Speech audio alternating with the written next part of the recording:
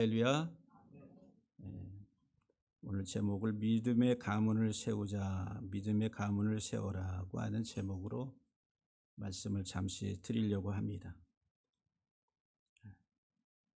우리 가장의 무게라고 하는 우리 전통 사회에 있어서 가장의 무게, 가정을 짊어지고 가는 가장의 무게.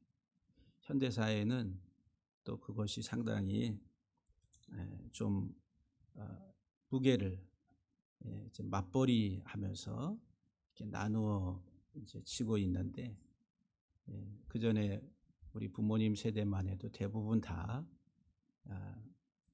가장이 가정을 책임지고 경제적인 것 세대에서 이제 책임을 지고 가정을 꾸려나가는 그런 사회였습니다. 그래서 가장의 무게라고 하는, 이제 뭐 셀러리맨 그렇죠. 또 일반 노동을 하는 노동자들 다 뭐 노동자죠. 셀러리맨도 노동자고, 뭐 일용직 같이 나가서 일하는 사람들도 다 노동자. 우리 사회는 노동가와 자본가 이 두 종류로 나눌 수 있는데, 자본가는 회사를 경영하고 자본을 통해서 하나의 그 어떤 자기 경제 시스템을 움직이는 사람, 그것을 통해서 이윤을 추구하는 사람이 자본가고, 그 이하의 모든 사람들은 다 자기 노동을 통해서 임금을 받고 일하는 노동자다, 이렇게 이야기할 수가 있습니다. 대부분의 사람들은 다 노동자로 살아갑니다. 그래서 이제 월급을 받고 그것을 가지고 가정 경제를 꾸려나가는 그런 사회 시스템이다라고 말씀을 드릴 수가 있습니다. 그래서 이제 남자들이 퇴근할 때에 10년, 20년 가까이 직장 생활을 하면서 나중에 시간이 갈수록 이거 가지고 될까? 이거 가지고 나중에 우리 가정이 좀 더 윤택한 삶을 살 수 있을까라고 하는 그런 고민을 많이 할 수가 있습니다.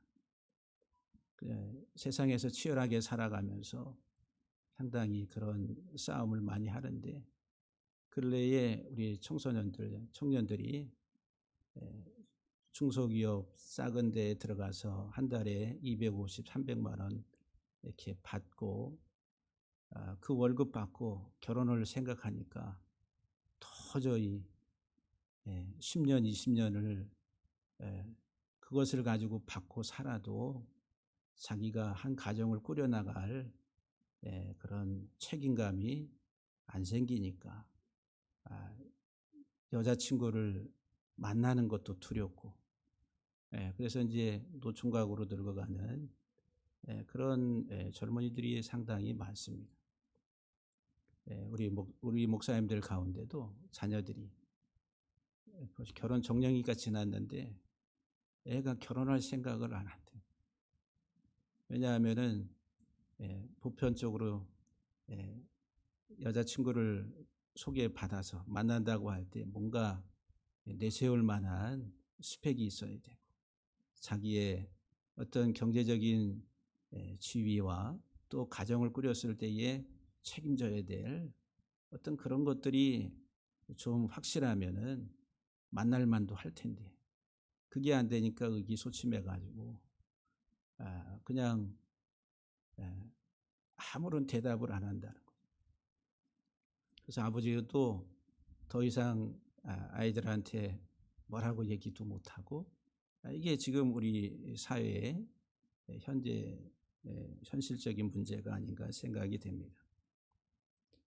또 우리 가정을 꾸린 우리 남성들은 어떻게 하든 내 힘으로 열심히 밤낮 쉬지 않고 일해서 집 한 칸 마련하고 또 좋은 집 아파트 구입해서, 그리고 좀 더 여유로우면 넉넉한 경제력을 가지고 남들보다 더 윤택하고 풍부한 삶을 살려고 가정의 성벽을 쌓아갑니다. 오늘 성경에서 말하는 것처럼 아침 일찍 일어나고 늦게 누우며 그 수고의 떡을 먹기 위해서 그렇게 일하고 있다라고 하는 거예요. 그게 그런 하나의 그 노동을 성경에서는 아말이라 이렇게 말해요. 아말. 이 아말이라고 하는 단어. 수고하다, 노동하다, 일하다, 또 마음이 상하다 이런. 노동을 하는데 마음이 상해. 예? 일은 열심히 하는데 받는 월급을 보니까 아니 너무 초라해 보이는.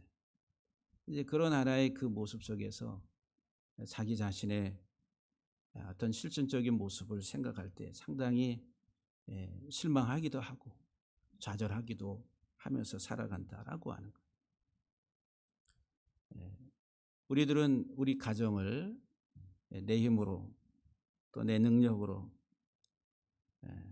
그리고 어느 정도 이루어 나가갈 때 그것을 또 지키려고 하는 그런 생각, 온통 우리 가정은 그와 같은 삶의 사고를 가지고 살아갑니다.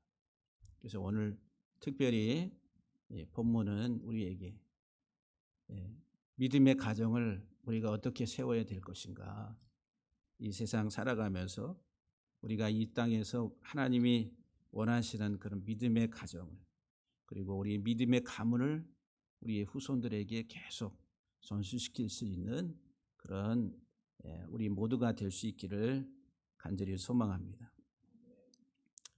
먼저 우리가 오늘 1절과 2절 말씀을 보게 되면은 우리가 가정을 세움에 있어서 어떤 주체라고 하는 내 가정, 내 가문, 내 자식이라고 하는 우리들은 이 소유 개념에 있어서 그 소유 개념에 있어서 그 주권을 교체를 시켜야 된다는 거예요. 우리들은 내 힘으로 열심히 수고하고 노력하고 애써가지고 이루려고 몸부림치고 있다라고 하는 거예요. 아침 일찍 일어나서 현장에 가서 일하고 늦게 돌아오고 하면서 어떻게 하든지 가정을 좀 경제적으로 윤택하게 세우려고 또 넉넉한 삶을 살게 하기 위해서 그렇게 내가라고 하는 그 주어가 나라고 하는 거예요. 나. 근데 하나님은 그 세우는 주체가 내가 아니라 하나님이라. 하나님. 믿음의 가정에 그 믿음의 가문을 세우는 주체는 내가 아니라 하나님이라. 한번 따라합시다. 내가 아니라 하나님이 주인이다. 내가 아니라 하나님이 주인이시라. 1절에 여호와께서 집을 세우지 아니하시면 세우는 자의 수고가 헛되며 여호와께서 성을 지키지 아니하시면 파수꾼의 경성함이 헛되도다. 그랬어요. 성경은 우리 인생을 집을 짓는 건축자로 이렇게 비유를 합니다. 근데 신앙에 있어서 그래서 이제 전문가로서 집을 잘 짓는 사람, 그런 전문가로서 집을 잘 짓는 사람이 그 견고하게 건물을 잘 형성해 가겠죠. 근데 전문가가 되지 아니할 때는 어설픈 거예요. 그래서 이제 쉽게 무너지게 됩니다. 그 전문가는 성경에서 말하는 집을 짓는 전문가는 누구냐 하면은 하나님의 말씀을 잘 분별하고 따라가는 사람이 전문가라는 거예요. 건축 전문가. 마태복음 7장에서 말씀한 지혜로운 건축자가 나오죠. 하나님의 말씀을 잘 따라가는. 근데 어리석은 건축자는 누구냐? 전문가가 아닌 사람이 전문가인처럼 행세하는 어리석은 건축자는 하나님의 말씀을 따라가지 않는 사람. 반석 위에 집을 짓지 아니하고 모래 위에다가 집을 짓는 자와 같다라고 그렇게 말씀합니다. 오늘 본문에서도 우리들은 어리석은 건축자가 되면 안 된다는 거예요. 어리석은 건축자는 내 힘으로 내가 그래서 이제 평생 살아오면서 나의 인생의 주인은 나다라고 우리들은 그 철학을 가지고 살아왔습니다. 누구에게도 간섭받지 않고 내 마음대로, 내 뜻대로, 내가 하고 싶은 대로, 그래서 내가 하기 싫으면 안 하고 모든 것들을 그렇게 결정을 하면서 왔다라고 하는 것. 그런데 성경 우리에게 분명하게 말씀하는데 우리의 인생의 주인은 하나님이시다라고 하는 거예요. 그러니까 내 인생의 주인은 하나님이에요. 그래서 집을 짓는데도 내가 짓는 것이 아니라 하나님이 지으셔야 돼요. 그럼 나는 누구냐 하면은 하나님의 동역자라. 하나님의 동역자. 하나님이 설계하시고 하나님이 말씀하시고 하나님 지시하시면은 예 하고 따라가는 동역자라는 거예요. 그게 지혜로운 건축가라. 하나님의 말씀을 잘 따라가는. 그러니까 여호와께서 집을 짓지 아니하시면 내 힘으로 아무리 수고하고 애써도 하나님이 세우시는 집이 아니면은 헛되다라고 그렇게 말씀을 합니다. 그래서 먼저 이 주권의 교체라고 하는, 우리 가정에 대한 주인은 하나님이시다라고 하는 철저한 그 주권이 내가 아니라 하나님이시다, 하나님에게 있다라고 하는 것. 하나님이 내 가정을 세워주셔야지 내 가정이 반석 위에 세워진다라고 하는 이 한 가지 원리를 잊어버리면 안 돼요. 아주 철저하게 우리들이 인식을 해야 된다라고 하는. 그래서 우리들은 그 하나님의 주권 속에서, 하나님의 설계도 속에서 하나님이 원하시는 집을 짓는 데에 우리들은 동역하는 동역자라고 하는 거예요. 동역을 잘해야 된다라고. 그런데 하나님 없이 내 힘으로 막 수고를 해. 그게 이제 아말이라는 거예요. 아말. 이게 수고한다라고 하는, 일한다라고 하는 이 단어의 그림을 보면은 멍에를 맨 백성이라고 했어요. 멍에는 뭐에게 매어요? 소에게 매. 소. 일하는 소에게. 그러니까 일하는 소에게 멍에를 매서 이랴 밭을 갈게 한단 말이에요. 그러니까 백성이 지금 소의 멍에를 메고 있다라고 하는 거예요. 이게 수고한다는 거예요. 열심히 노동한다. 몸으로 때우고 일을 한다는 거예요. 그게 우리의 인생이다라고 하는 거예요. 그런데 이 멍에를 메고 일하는 이 소가 어떤 목적이 있잖아요. 생산을 하기 위해서, 생산성을 높이기 위해서. 그래서 이제 풍부한 것을 바라보는 눈으로 그 일을 수행한다는 거예요. 내가 이 직장 가서 일하면은 나에게는 임금이라고 하는 것이 돌아오고, 그리고 회사에게는 생산품을 만들어서 그 회사는 그것을 팔아가지고 이익을 취득하는 이런 시스템이죠. 그 우리들은 가서 열심히 일을 해. 누구를? 주인을 위해서. 주인이 누구예요? 현대 우리가 경제 시스템으로 말하면 자본가라. 자본가를 위해서 열심히 일을 해. 그럼 자본가는 그 노동자들을 통해 가지고 생산성을 높여 가지고 많은 물건을 만들어내고, 그리고 그것을 상품으로 세상에 내놔 가지고 사람들에게 필요에 따라서 구매하게 해서 이익을 취득한다. 그런데 아말이라고 하는 이 노동자들은 열심히 자기의 몸을 통해 가지고 애를 쓰고 수고를 하면서 일을 한다라고 하는 거예요. 어떻게 하든지 어떤 보수를 위해서, 경제적인 내 삶을 유지하기 위해서 그렇게 한다는 거예요. 그런데 이게 마음이 상한다는, 이 살을 에이듯이 그런 하나의 그 아픔, 고통이 따른다라고 하는 거예요. 그럼 직장 생활할 때 좋아서 즐겁게 막 가는 사람 얼마나 되겠어요? 예? 막 그냥 룰루랄라 하면서 직장 생활 가는 사람. 아유, 박봉인데, 다 박봉 얘기하잖아요. 박봉인데 어쩔 수 없어 가는 거야. 막. 그렇게 가잖아요. 예? 거기에는 이제 마음의 상처, 아픔이 있다는 것. 살을 에이는 듯한 하나의 그런 고통을 감내하면서 일을 하는, 수고를 한다. 수고. 그래서 오늘 저와 여러분들은 이 세상 살아가는데 평생을 그 노동자로 살아간다. 그 노동을 통해 가지고 뭔가 확 내 가정을 세우려고 몸부림치면서 살아가요. 근데 그 삶이 하나님이 없어지면, 그 가정이 하나님이라고 하는 주권자가 없어지면 가장 비극적인 인생을 산다라고 하는 거예요.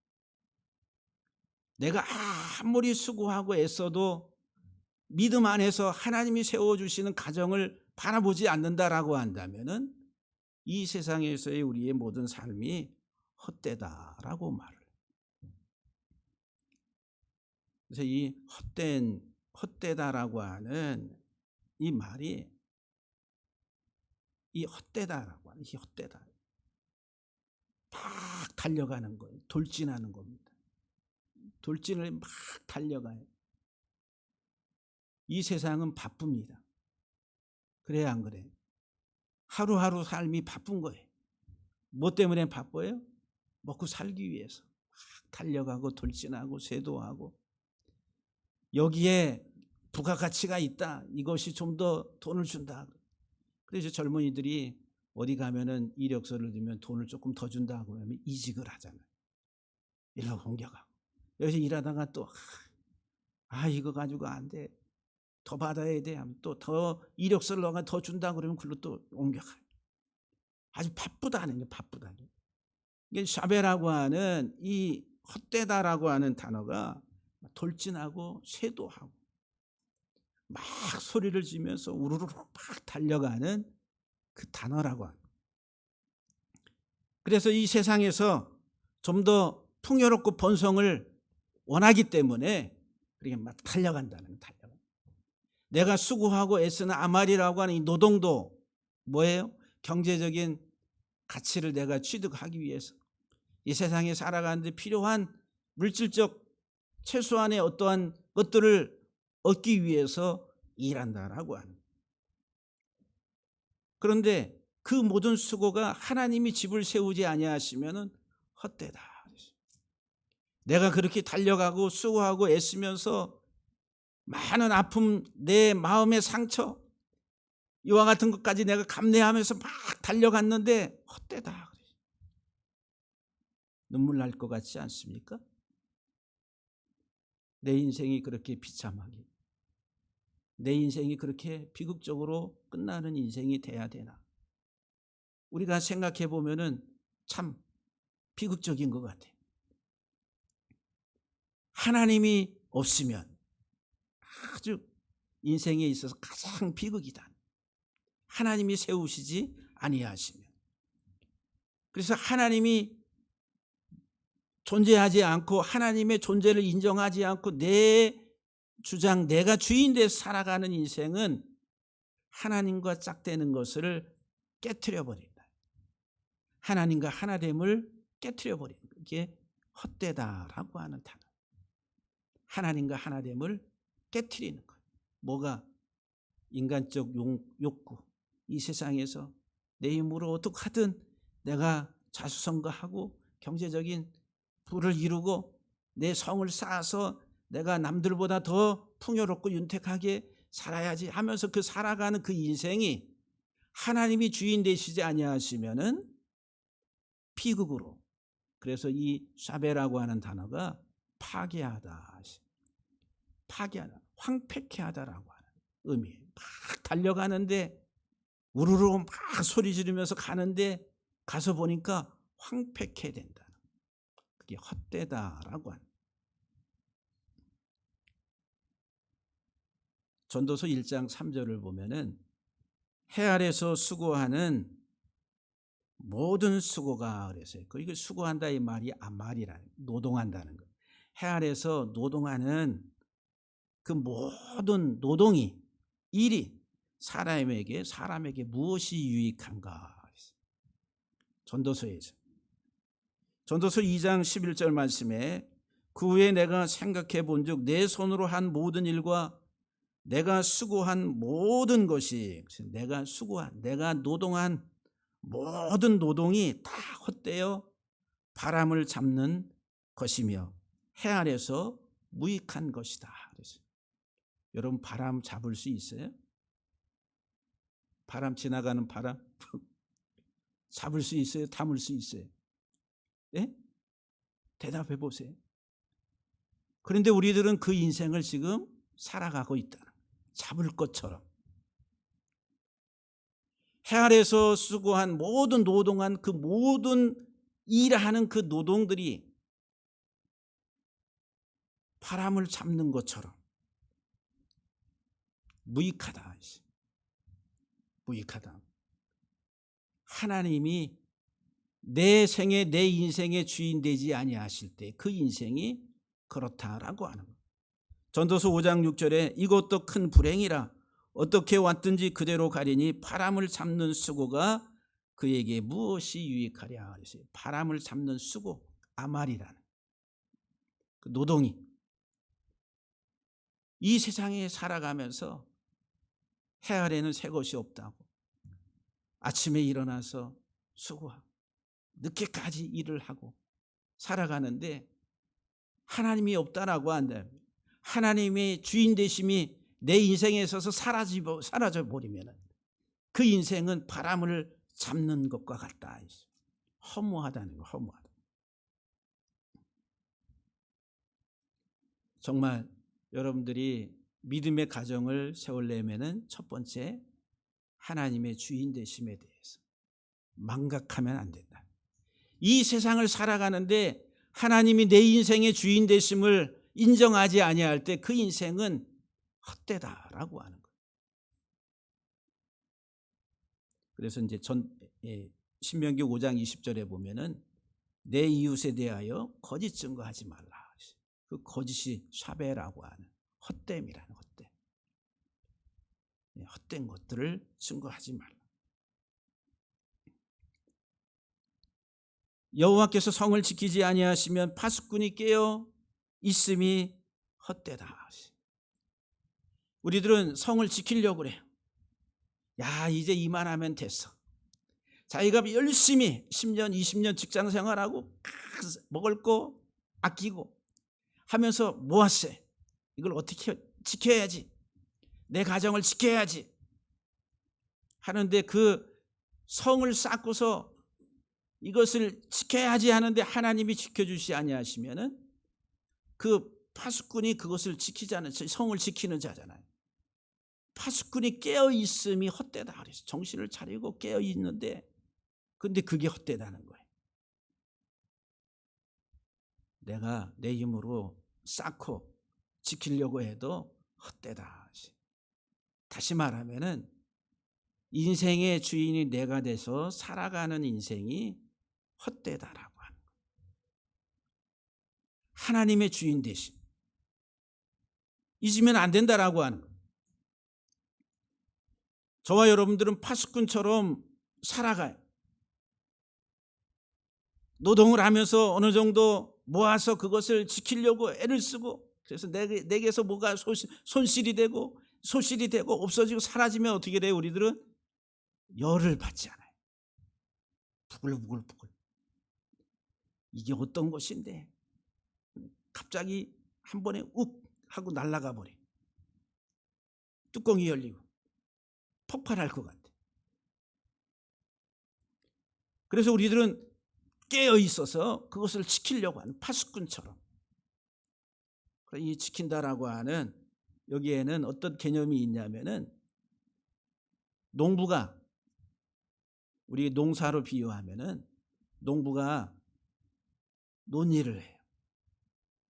그럼 봄에 보면 농번기가 되잖아요. 농번기 때 이제 한번 비가 내려주기를 하늘님께 빌고, 이제 비가 오면은 촉촉한 농번기에 이제 모를 심어요. 모를 심고 나서 이제 항상 바라는 게 적당한 물과 적당한 햇빛, 이것이 잘 조화를 이루기를 1년 동안 간절히 바라지. 그래서 이 농사 짓는 사람들은 아침마다 나가서 일찍 나가서 돌아보는 거예요. 그런데 이제 장마가 돼. 한번 비 오면은 그 논바닥이 잘 자란 벼가 다 잠겨버릴 수가 있잖아요. 또는 이제 가물어 가지고 벼가 다 말라 들어가.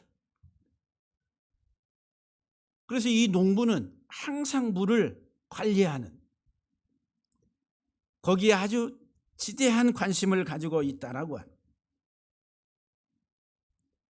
어떻게 하면 이 내가 심어놓은 이것들이 잘 자라서 풍성한 수확을 내게 가져다 줄까? 그러면서 이제 최대한의 자연의 피해라든지 이것들을 막기 위해서 예방 차원에서 항상 돌아보는 거예요. 그게 깨어 있어서 경성합니다. 얼마나 부지런합니까? 얼마나 근면해. 그럼에도 불구하고 하나님이 없으면, 하나님이 내 가정을, 내 삶을 세워주시지 아니하시면은 그 모든 것이 다 헛되다. 그런 수고, 그런 부지런함과 성실함까지도 헛되다라고 말을 해요. 사랑하는 성도 여러분들, 우리들은 헛된 인생으로 우리의 인생을 마감해서는 안 된다. 우리의 인생의 주인은 하나님이시다. 이 시기에 미국 다음에 경제적인 부국을 이룰 수 있는 나라가 어딜까? 미국의 전문가들도 탁 찍은 나라가 대한민국이라. 감동이 안 오세요? 감격이. 아니, 한반도 조그마한 땅덩이에 나눠져 있는데, 그런데 그 사람들이 한국을 와서 보고 경험하고 느끼고 돌아가서 다 이야기할 때에 그들이 10년 20년 후를 바라볼 때 대한민국이다 라고 이런 이야기를 많이 한다는 거예요. 불야성 같은 대한민국. 우리 대한민국, 우리 국민들의 국민성이 상당히 뛰어나다라고 합니다. 일찍 일어나고 수고하고 늦게 누우며 그렇게 살아가는 민족이다. 우리 부모님을 돌아봐도 자식들을 위해서 그런 헌신과 희생을 해왔던 세대라고 하는 거죠. 어떻게 하든지 자신을 위한 것이 아니라 자녀들을 위해서 그렇게 수고하며 살아온 세대.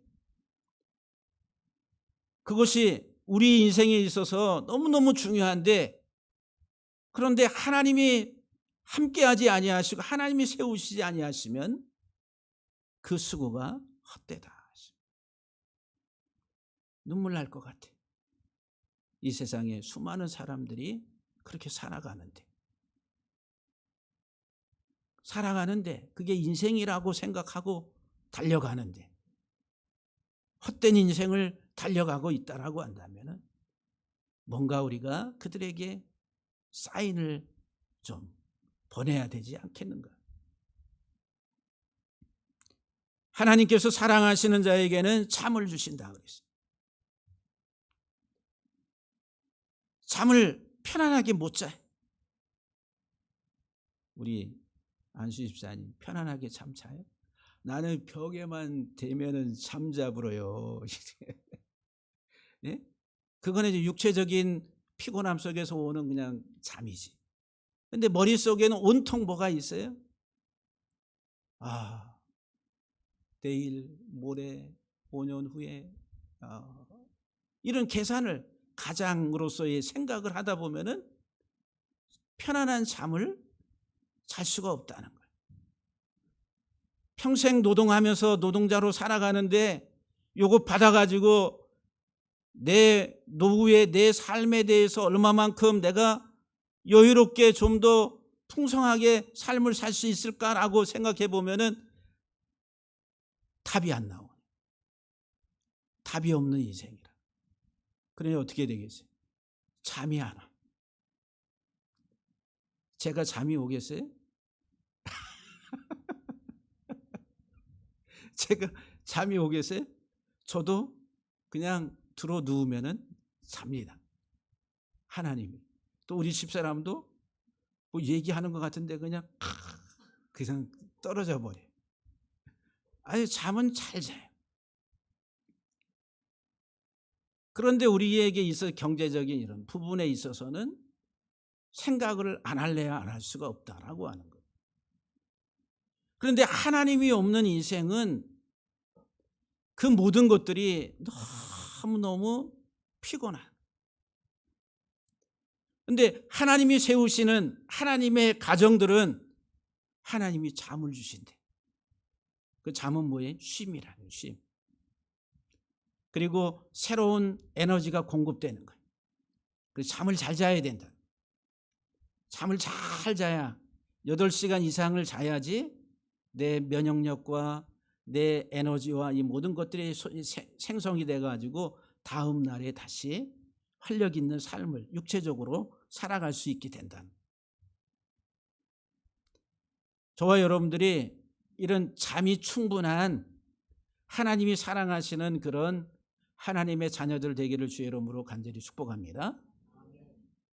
모든 근심과 걱정과 염려를 다 내려놓고 하나님이 주시는 잠을 통해 가지고 쉼과 안식과 그리고 생명의 회복, 영과 육에 있어서 이 모든 것들이 정상적으로 잘 돌아가는 그런 하나님의 가정이 다 될 수 있기를 주의 이름으로 간절히 축복합니다. 할렐루야. 그래서 이제 첫 번째 원리, 믿음의 가정을 세우기 위해서 첫 번째 뭐가 바뀌어야 된다고요? 주권이 교체돼야 된다. 주권이 교체돼야 돼. 지금까지 내가 주인 돼서 살아왔는데 하나님의 주인 되심을 인정해야 돼. 두 번째 우리 가정을 세우는 데 있어서 이 자녀에 대한 시선이라. 자녀는 내 소유가 아니라 하나님의 기업, 하나님의 소유다라고 하는 거예요. 내 가정도 하나님의 주인이시고, 그러면 내 가정에 부부에 주신 하나님의 그 자녀들, 그것 또한 내게 아니라 하나님의 기업이라는 거예요. 그 기업이라고 하는 말은 소유라는 거예요. 소유, 상속 소유. 하나님의 소유, 하나님의 기업, 내게 아니라. 그래서 이제 이 하나님이 우리에게 주시는 이 기업은 성경에서 말한 성경적 개념은 선물입니다. 선물. 내가 잘나서 이 기업을 받는 게 아니라 하나님이 우리에게 베풀어 주시는 선물이라. 가나안 땅을 정복하고 그 땅을 분배해서 11지파에게 나눠주잖아요. 그 나눠주다고 할 때 그 기업이라고 그래요. 그것을. 그게 바로 곧 이 나할라라고 하는 이 단어, 기업이라는 거예요. 하나님이 주시는 기업, 하나님의 소유라는 거예요. 그런데 그들에게 위탁. 내게 아니라 위탁물이라니, 위탁물. 내 마음대로 처리하고 막 할 수 있는 게 아니라 위탁받은 것이다라고 하는 거예요. 영원한 소유권은 누구에게? 하나님께 있다. 그런데 저와 여러분들에게는 그것을 위탁했다는 거예요. 위탁. 여러분들은 자녀를 어떻게 바라보십니까? 하나님의 믿음의 자녀들로서 이 아이들에게 하나님의 주인 되심을 가리키고 이 아이들이 믿음 안에서 잘 성장하는 하나님의 자녀로, 하나님의 소유로 성장할 수 있도록 얼마만큼 기도하고 계십니까? 부모들이. 귀한 선물인데 너무너무 귀하잖아요. 귀하지요? 육적으로 말하면은 내 자식과 남의 자식이 있어요. 누가 더 귀해요? 내 자식이 귀하잖아요. 얼마나 귀해. 아무리 못생겼어도, 아무리 못난 것 같아도 이놈이 내게 있어서 가장 소중한 보물과 같은 자식이라. 그렇게 소중한 거예요. 근데 그 자식이 하나님의 선물이라. 궁극적으로 하나님의 소유라. 하나님이 책임지시고 붙들고 계시는 하나님의 자녀라고 하는. 나는 잠시 위탁받아서 이 귀한 자식을 내가 관리하는 관리자라. 그래, 믿음 안에서 바르게 양육을 잘 해야 될 사명이 있다라고 하는 거예요. 사랑하는 성도 여러분들, 세상의 논리를 가지고 자녀를 키우려고 하면은 안 된다라고 하는 거예요. 세상의 논리. 세상은 세상의 시스템을 통해 가지고 아이들이 성장하게 만들어요. 그런데 그건 비정상이라, 영적으로는. 하나님의 말씀 안에서 아이들이 잘 성장할 수 있도록 부모가 기도해, 그리고 지혜를 구해야 돼. 이 아이가 어떻게 건강하게 영적으로, 육적으로 잘 성장할 수 있을 것인가 라고 하는 지혜를 하나님께 구하셔야 된다라고 하는 거예요.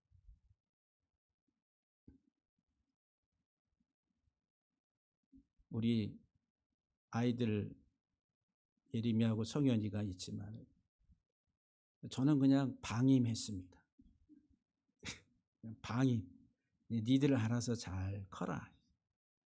그래서 이제 형편도 안 되지만 막 과외를 시킨다든지 막 해가지고 막 이게 들어가는 게 뭐 남들 다 해주는 그런 교육도 시키고 싶었겠죠. 근데 그게 뭐 안 돼, 형편도 안 됐지만은 또 그렇게 크게 원하지 않아서. 지금 이제 성현이가 이제 강도사 고시 패스해서 이제 전도사 사역을 하고 있는데 얘는 공부 마인드가 없어요. 초등학교 때부터 중학교, 고등학교. 얘 공부에 대한, 얘가 또 이거 설교 들을 텐데. 그래서 이제 얘는 우리 한국의 교육 시스템에 있으면은 얘는 이상하게 될래다, 이런 생각을 한 거예요. 왜냐하면 입시 위주의 주입식 교육이잖아. 그래가지고 그냥 얘가 편안하게 할 수 있는 방식대로 애를 그냥 풀어놓은 거지. 근데 때가 되면은 이제 그 다음에 필요에 따라 가지고 공부도 하게 되는 이제 그런 것들이. 근데 우리 애들은 너무 한 획일화된 시스템 안에다가 집어넣어 가지고 아이들을 찍어내려고 한다는. 근데 좋은 면도 있지만은 안 좋은 면들이 많다. 앞으로 지금 우리 세대는, 이제 이후의 세대는 그와 같은 것들이 큰 영향력을 발휘하지 못하는 교육이다라고 하는. 그래서 부모님들이 기도 많이 해서 어떻게 하면 우리 아이들이 말씀 안에서 잘 성장해서 세상에서 정말 경쟁력이 있는 아이가 될 수 있을까 기도하셔야 돼. 그래서 이제 오늘 본문이 우리에게 자식들은 여호와의 기업이요 태의 열매는 상급이라고 했어요.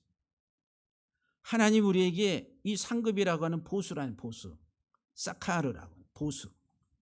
저와 여러분들이 노력해서 노동을 통해서 받은 싹이 아니라 그냥 선물이에요. 선물. 그냥 주신 선물이라. 얼마나 귀해요. 내가 노력해서 받았습니까? 아니, 하나님이 우리에게 주셨다라고. 하나님이 주신 상급이라니, 상급, 보수, 보상이다라고. 근데 이것은 선물이라니. 너무 귀한 선물.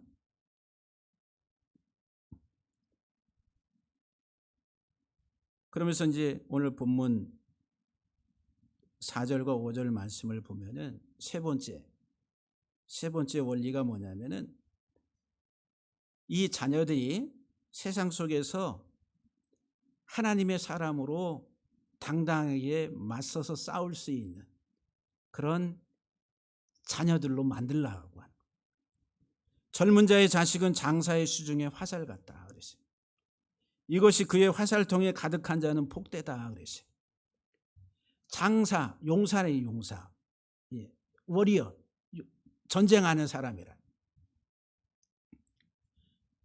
이 젊은 자의 이 자식들을 어떻게 이 용사의, 내가 이 세상을 살아가는 데에 내가 전쟁하는 자로서 이 아이들이 아주 예리한 화살처럼 그래서 용사의 화살통에 이 화살이 가득하게 있어야지 나가서 뭔가 땡겨가지고 싸울 수가 있잖아요. 그래서 이 세상에 나가서 이 아이들이 맞닥뜨려가지고 세상을 정복하는 자가 되게, 이 창세기 1장에 하나님께서 인생을 축복하신 게, 우리가 우리의 형상을 따라 사람을 만들자 하시고 그들에게 복을 주시고 뭐라고 말씀해? 세상을 정복하라. 그래서 정복하라. 세상에 지배받고 정복당하는 자가 아니라 이 세상을 정복하는 자가 되라. 영적으로 육적으로 이 세상에서 실패하는 인생이 아니라 정복자로서의 강력한 힘을 가진 그런 자녀들로 잘 양육해야 된다. 사랑하는 성도 여러분들, 정말 여러분들의 자녀들을 그런 자녀로 잘 성장할 수 있도록 기도하시고, 그리고 또 그런 가정, 믿음의 가정을, 가문을 세워가는 우리 가정들, 우리 교회 성도들 다 될 수 있기를 주의 이름으로 간절히 축복합니다. 할렐루야.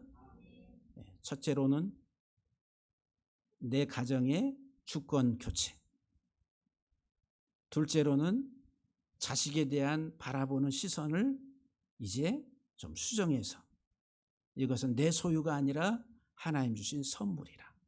그래서 이 아이들을 바르게 믿음 안에서 양육해야 돼. 그 믿음의 가정을 세우는 데 있어. 그 세 번째는, 그렇게 되면은 아이들이 세상에 나가서 믿음의 자녀들로서 세상 속에서 승리하는 자가 된다. 할렐루야. 그래서 이제 이 본문을 말씀을 준비하면서 우리 교회가 이 젊은 다음 세대를 바라보면서 많은 티칭이 필요한, 그래서 아이들이 잘 양육이 되고 성장해서 젊은이들로 또 어린 아이들로 아주 이 예배당이 막 생명력이 넘치는 그런 교회가 됐으면 하는 그런 소망을 많이 가졌습니다. 머리가 지금 찌릿찌릿 지금 전기가 오고 그러는데 눈물 날 것 같아요. 그래서 우리 교회가 정말 우리 젊은 부부들, 젊은 세대를 바라보면서 축복하고 이 아이들이 잘 성장해서 믿음의 가문을 잘 이뤄가는 그런 우리 교회가 되기를 주의 이름으로 간절히 축복합니다.